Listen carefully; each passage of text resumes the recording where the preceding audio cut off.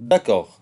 Alors maintenant, ce que nous allons voir, c'est c'est de cliquer sur un élément et transférer ces valeurs des cellules vers les valeurs des inputs. Donc, quand je clique sur un élément, je peux je peux le sélectionner. Et donc, je peux le mettre dans Selected Element. Ça, c'est déjà fait. Donc, toujours l'élément sur lequel je clique, ça y est, il est sauvegardé dans Selected Element. Mais comment je peux récupérer les valeurs des cellules? Et les valeurs des cellules n'ont pas d'ID. Donc là, on va utiliser l'attribut children. Regardez. Maintenant, on a récupéré l'élément sélectionné. Ça, c'est bien. Ensuite, on va en prendre les cellules. Et donc, d'abord, j'utilise un get document.get elements by ID. Je choisis l'ID CN. Et on sait très bien que CN, c'est quoi? C'est tout simplement ça. Donc, je vais lui affecter une valeur. Mais je prends sa valeur. Voilà.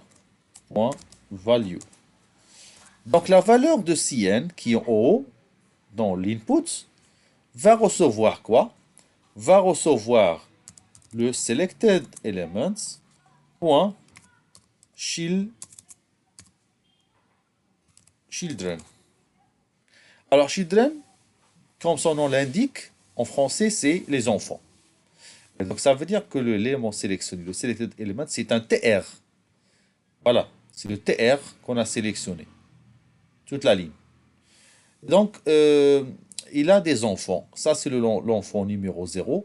Ça, c'est l'enfant 1, l'enfant 2 et l'enfant 3. Bien, parfait. Donc, je peux faire comme ça. Regardez, 0. Donc, quand je mets entre crochets 0 de children, ça veut dire quoi? Ça veut dire que j'ai pris l'enfant, ou bien la balise enfant 0.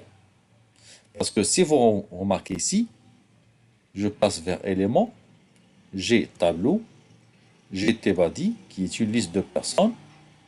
J'ai donc liste personnes. Il a combien d'enfants? Il a deux. Premier enfant, deuxième enfant.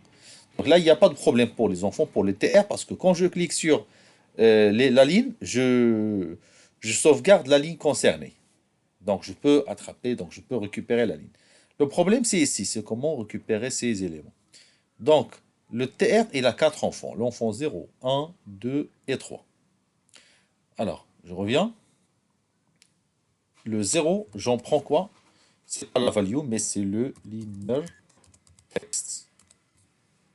Voilà. Donc j'en prends l'inner text. Alors je refais la même chose ici pour tous les éléments. 3 et 4.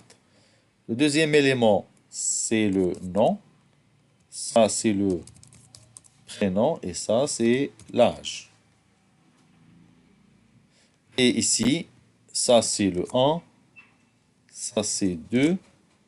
L'enfant 2. Et ça, c'est l'enfant 3. Toujours, on commence par 0. N'oubliez pas ça. Et donc, je vais aller vérifier est-ce que le transfert a été bien fait ou non.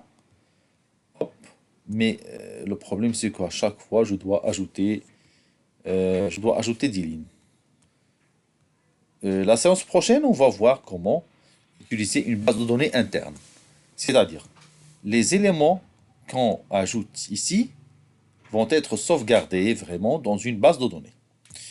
Euh, on ajoute 5, le deuxième nom, un souris, Hamza, non, Hamza déjà pris, c'est Mohamed, et l'âge, c'est 35. J'ajoute, bien. L'objectif, c'est quoi? J'ai dit, je clique sur une ligne et je transfère les éléments vers le formulaire. Hop, clic, parfait. Je clique sur Mansouri et voilà, ce sont les données de Mansouri qui vont être affichées ici. Alors, en fait, pourquoi j'ai fait ça? Tout simplement pour pouvoir modifier. D'accord? Et donc, pour la modification, en fait, normalement, je ne dois pas modifier l'ID, n'est-ce pas? Donc, l'ID n'est pas modifiable. Donc, en fin de compte, euh, pour l'ID, c'est pas important pour nous, mais quand même, il ne faut pas il ne faut pas le modifier. D'accord. Euh, mais, regardez, quand je clique, en fait, quand je clique, qu'est-ce qu'il faut faire? Il faut transférer. Mais en même temps, est-ce que ce bouton-là aura toujours le label ajouté? Non, bien sûr, non. D'accord? Donc, le bouton va changer le titre, il va être modifié à la place d'ajouter. Pourquoi?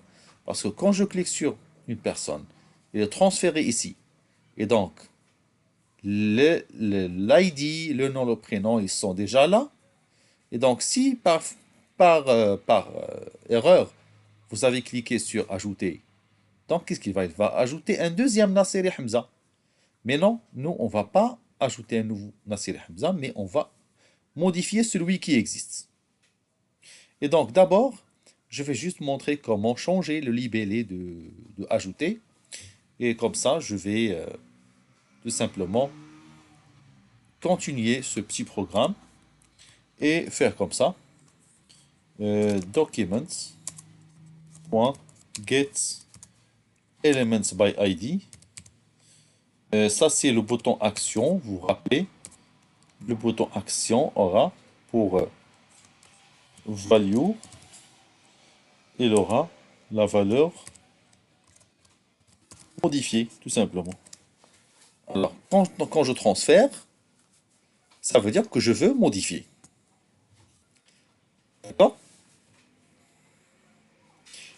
Alors, actualiser encore une fois. J'ajoute une personne. Mohamed, âge 35. C'est ça. J'ajoute le deuxième.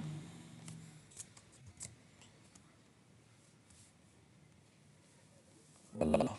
C'est Hamza. Et son âge est 32. Hop. C'est toujours ajouté, n'est-ce pas? Mais maintenant, quand je clique, donc il faut qu'on modifie le bouton. Le bouton n'a pas été modifié. Pourquoi? Parce que si je reviens à HTML, qu'est-ce qu'on va voir? Ça, c'est value. Ah, désolé. C'est ça l'erreur. Ouais, c'est ça l'erreur. L'ID s'appelle BTN Action et pas seulement Action. Et donc, c'est ce qu'il faut faire. Il faut mettre le bon ID.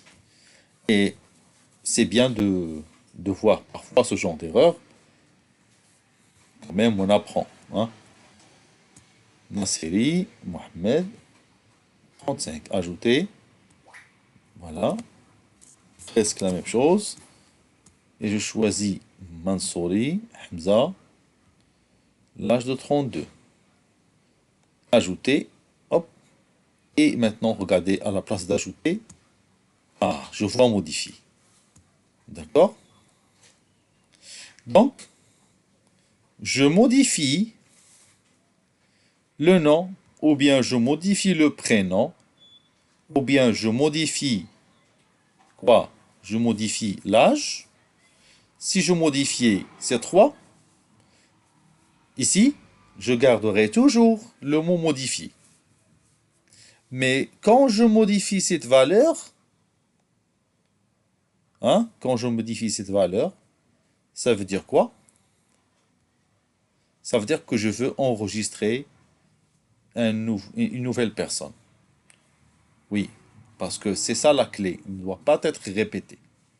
Le 45 à la fin, il existe déjà. Mais si, par exemple, j'ai changé ici, 46, automatiquement, à la place de modifier, on doit avoir le libellé à ajouter. Si je remets 45 là, ça devient encore modifié. Pourquoi? Parce que l'élément, il existe déjà. Voilà. Donc, on va s'arrêter maintenant et on verra le reste, Inch'Allah, dans la prochaine séance.